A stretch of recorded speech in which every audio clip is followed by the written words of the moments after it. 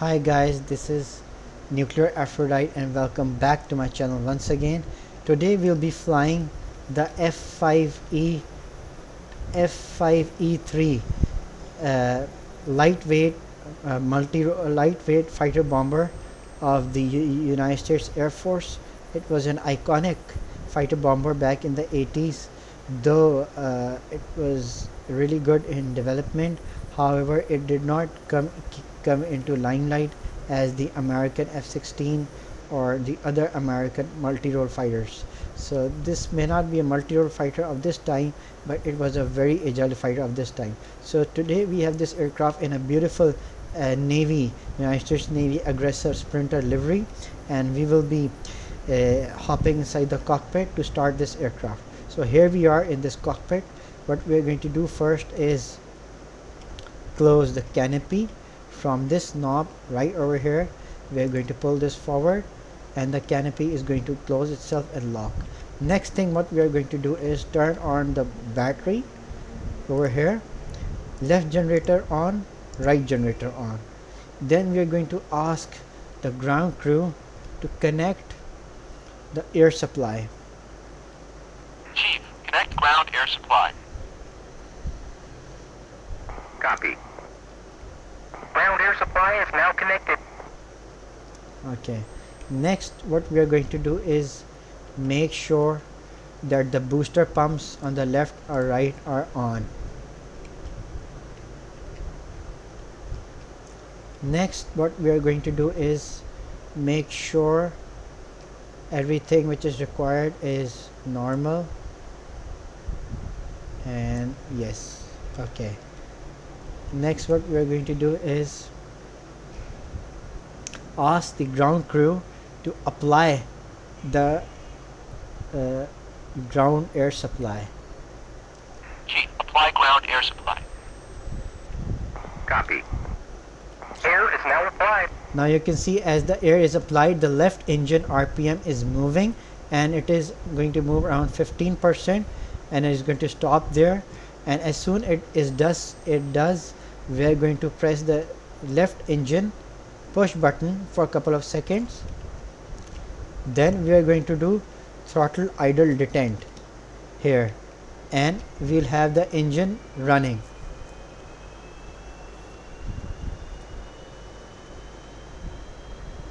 We have the engine running. We will carefully monitor the temperature and RPM percentage, which is going to stop around 50%, and our temperature is not going to exceed 800 degrees. The nozzle position is going to remain, the engine temperature must not exceed 200 degrees. The nozzle position is going to remain around 78%, and the left engine is running. Now what we are going to do is tell the ground crew to apply the ground air supply on the right engine. Chief, apply ground air supply. Copy. Air is now applied. Now you can see as the air is applied, the right engine RPM is increasing, and is going to increase up to 15%, and it is going to stop right over there. As soon as it does, we are going to press the engine start button for 3 seconds. We're going to hold it for 3 seconds and do idle detent on the right engine throttle, and we'll have this engine up and running in few seconds to idle position. By the time this happens, we are going to press the master caution to reset, and you can see the engine RPM increasing. The temperature of this will be identical to this. Everything over here will be identical to this, and we have the RPM around 49%, 49-50%. Engine temperature around 200 degrees of both engines. Nozzle position 78 degrees, and everything is running. Now we'll tell the ground crew to remove the ground air supply. Disconnect the ground air supply. Disconnect ground air supply. Copy.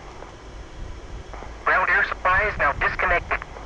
Now we have disconnected the ground air supply. Now what we are going to do is turn the radar off, check the yaw damper if they require to be on,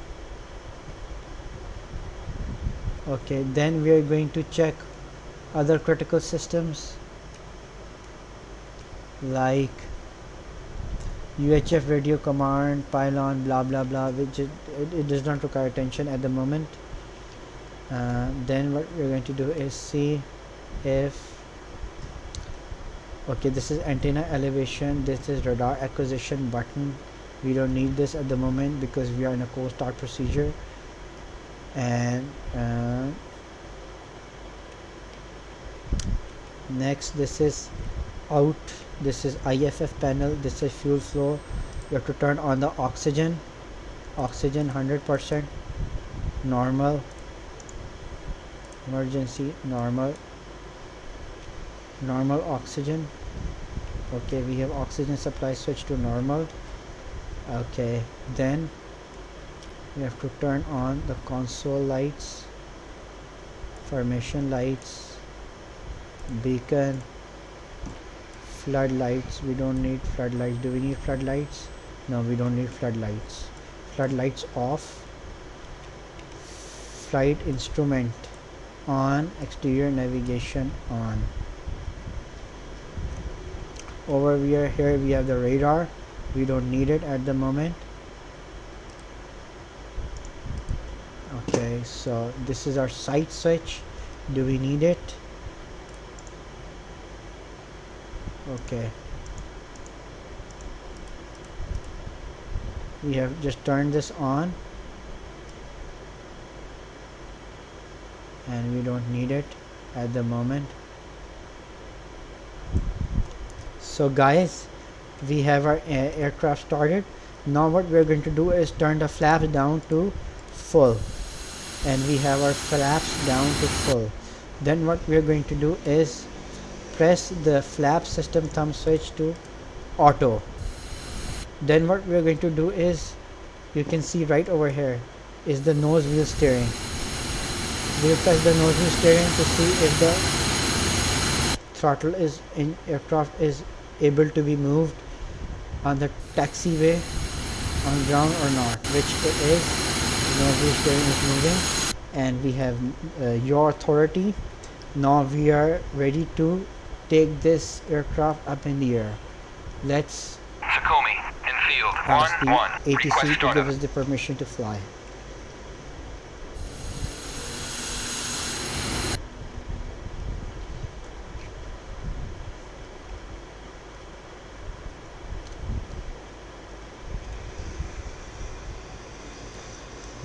We are slowly increasing the throttle, and as soon as we reach around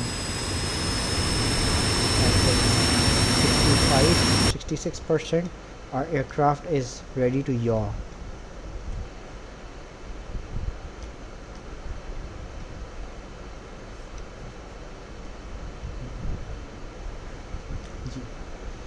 Okay.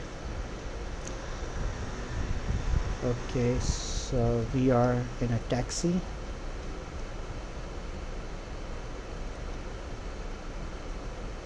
I'm going to slowly reduce the throttle so that we don't overspeed on the taxiway.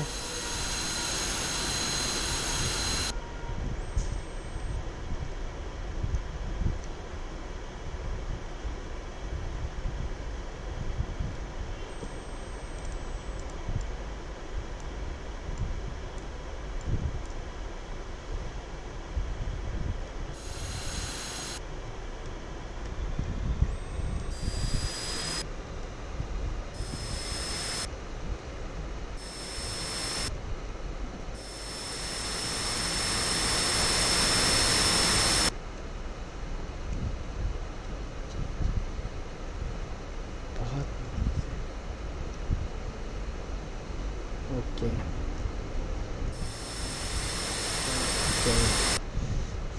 No. We are in a taxi.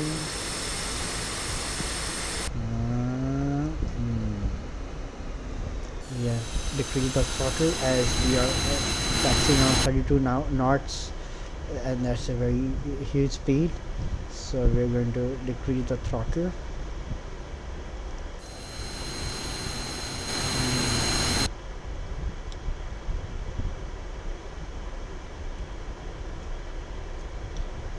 Okay, we are going to increase the pitch.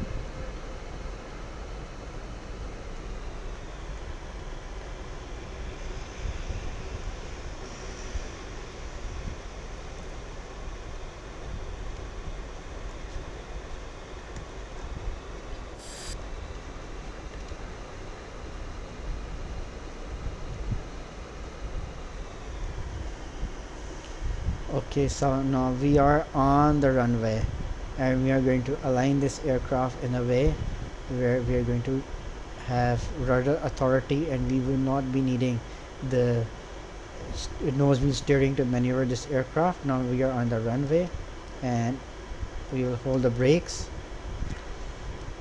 We will increase the throttle and see if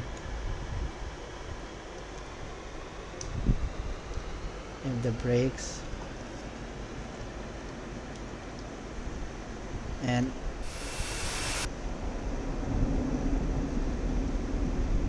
we are running.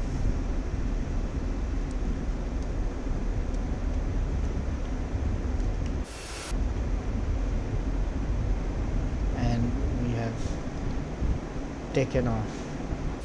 Gear up.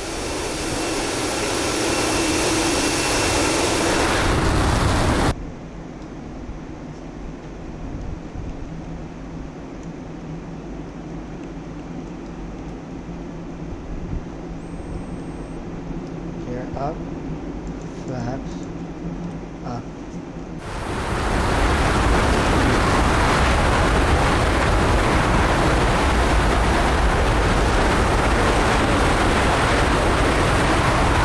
Brakes. I did not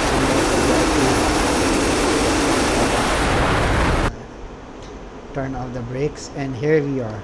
It's a highly maneuverable aircraft, good roll rate. It does around, yes, 720 degrees per second. This at a 5 feet altitude. So here it was very fast roll rate. Now we will begin to maneuver this aircraft for the landing position. It is highly agile and nimble.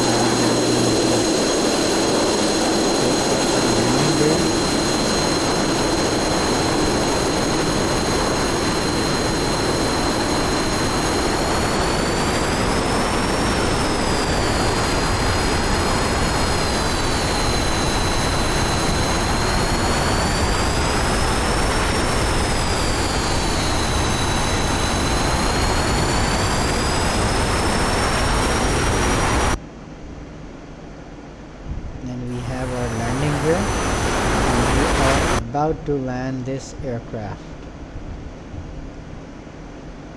Excellent aircraft, nimble fire, very easy to start, good maneuverability, but I don't know why didn't this aircraft somehow came into the limelight. But since America was developing very fast back in the 80s and the F-16, the iconic F-16 came into service, so it was in the popular demand of many air forces around the world, including Pakistan Air Force. So an interesting fact, this aircraft also came into Pakistan in very small quantity back in the 70s.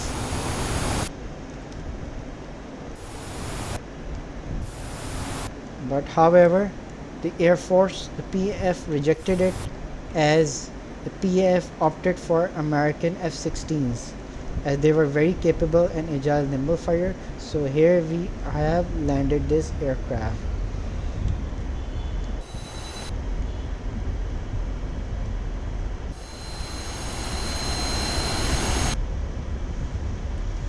And I'm going to slightly increase the nose authority. We don't have at the moment. I'm going to apply brakes.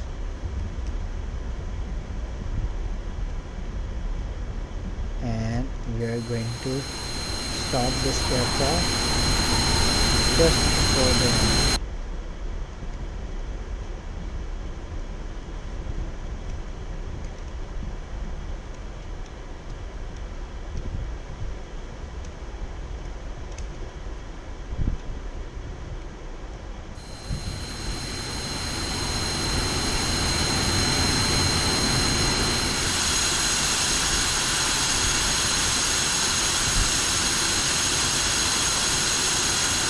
Okay, so guys, this was F-5E Tiger 2. Thank you very much for watching my channel, and if you like my page, do subscribe. I'll be coming with more videos of this aircraft and the DCS world, as this month has become free for all DCS world aircraft. So thank you very much, take care and goodbye.